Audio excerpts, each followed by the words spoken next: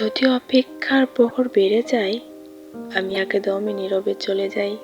তুমি কি আসবে আমার কাছে চাঁদের জোছনা হয়ে? যদি অপেক্ষা করতে হয়, শত বছর ধরে করতে পারি। তুমি কি আসবে আমার কাছে দূর আকাশের তারা হয়ে? যদি অপেক্ষার প্রহর শেষ হয়, আমি চাইব হৃদয়ের আকাশে কালো মেঘ।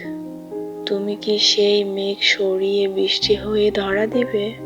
যদি ভালোবাসার বৃষ্টি হয়, নতুন করে স্বপ্ন দেখতে শুরু করব।